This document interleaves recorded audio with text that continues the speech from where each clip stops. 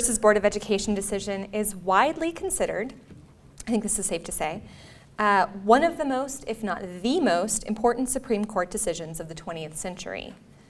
In this 1954 case, the United States Supreme Court ruled that racial segregation in American public schools violated the Equal Protection Clause of the 14th Amendment. The court's unanimous decision unleashed a backlash that, at the time, was unparalleled in Supreme Court history.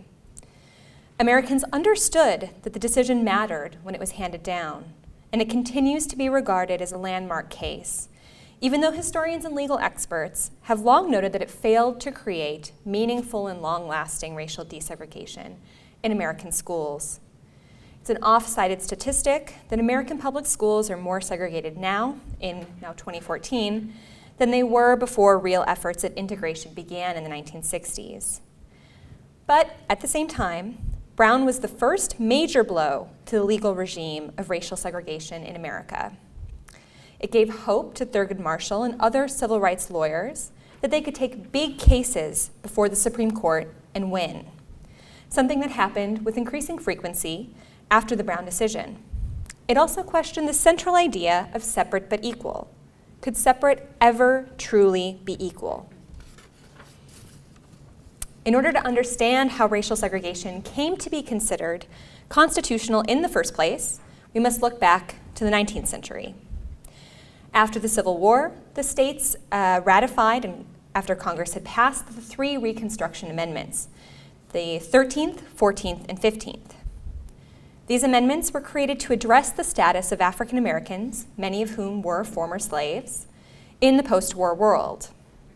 The 14th Amendment has proved to be the most expansive of the three and the most fruitful for civil rights claims, as it declares that no state shall deprive any person of life, liberty, or property without due process of law, nor deny to any person within its jurisdiction the equal protection of the laws. But what did equal protection include? What does equal protection mean? The amendment didn't specify. African Americans and racially liberal whites had their own interpretations that equal protection of the law prohibited racial discrimination. But the Supreme Court, in a series of cases from 1873 to 1896, repeatedly ruled that this was not so. In the Plessy versus Ferguson case, which was decided in 1896, Homer Plessy challenged the constitutionality of the Louisiana Separate Car Act, which required African Americans and whites to sit in separate railroad cars. The Supreme Court upheld the law, creating the separate but equal standard that would sanction racial segregation until the mid-1960s. As long as conditions were equal, whether in railroad cars or presumably public schools, racial segregation did not violate the Equal Protection Clause of the 14th Amendment. Under the Plessy standard, the Supreme Court sanctioned racial segregation throughout the United States. But racial segregation in American public schools began long before Plessy was decided and even before the Reconstruction Amendments were passed. And local courts had an uneven record on upholding it or striking it down, usually on the basis of state laws. In the first such case, a Massachusetts court ruled in 1850 that racial segregation did not violate the Constitution.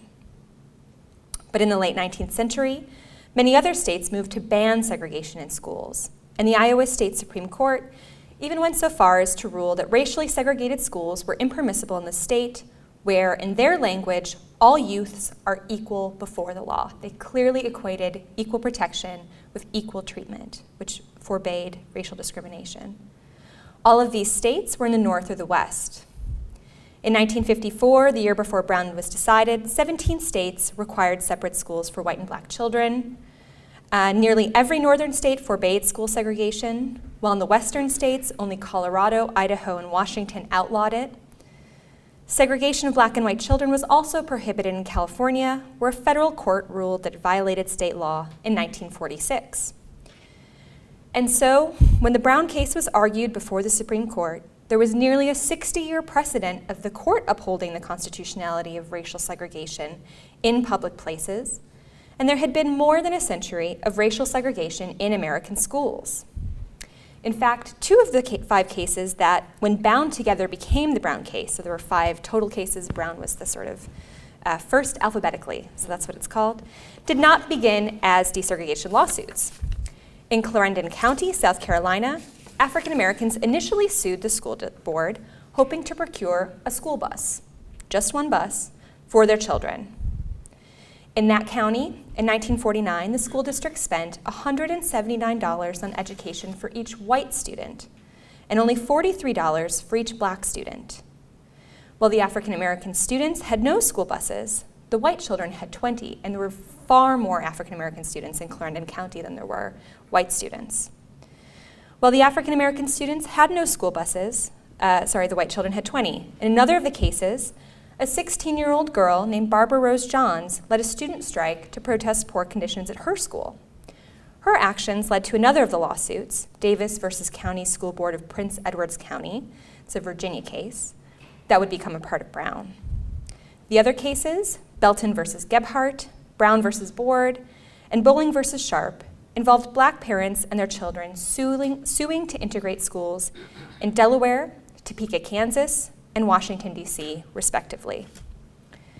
So how did the Supreme Court, which seldom overturns its own rulings, come to declare that the Plessy doctrine had no place in the field of public education? Key to the NAACP's success in Brown were several people who either appeared before the court or sat on it, whose work and ideas were central to the decision.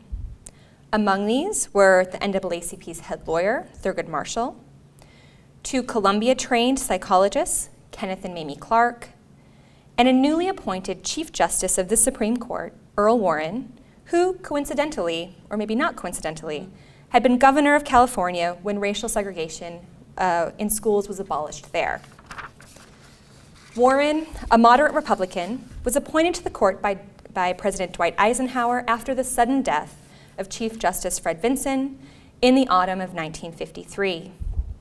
He was a well-known and popular politician when he was appointed. For instance, in 1946, he was the nominee of both the California Republican and Democratic parties for governor, and then went on to win with 90% of the vote, not surprisingly.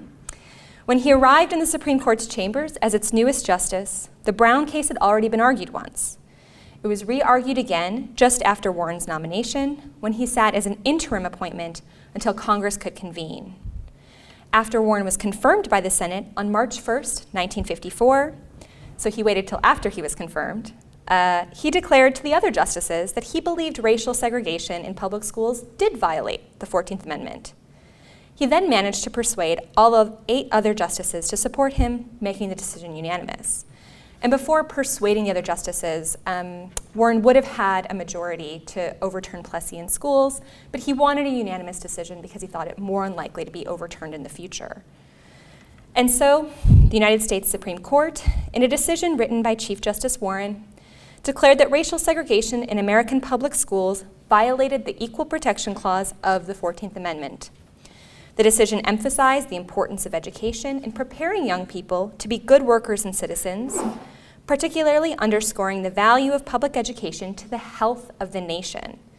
The decision stated, quote, "Today, education is perhaps the most important function of state and local governments. Compulsory school attendance laws and the great expenditures for education both demonstrate our recognition of the importance of education to our democratic society. It is the very foundation of good citizenship. In these days, it is doubtful that any child may reasonably be expected to succeed in life if he is denied the opportunity of an education.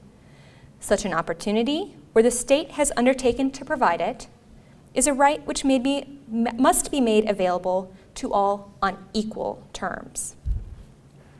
After acknowledging that the school districts involved in the lawsuits had previously or were in the process of equalizing funds for black and white students, the Supreme Court was faced with the plain question: could racially segregated schools, even with equivalent teachers and books and buildings, ever provide African American and white children with equal educational opportunities?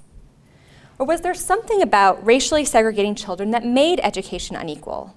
Was there something pernicious about racial segregation itself? Thurgood Marshall and the NAACP answered this question by arguing that the emerging field of psychology could prove that racial segregation did disadvantage Black children. Evidence gathered from social science studies, which the NAACP had used to limited effect in Lauren and Sweat cases in 1950, was the foundation of their argument and key to the Brown decision's logic. The studies cited in Brown were performed by Kenneth and Mamie Clark, two African-American psychologists in New York, who focused their work on providing services to poor African-American children in Harlem.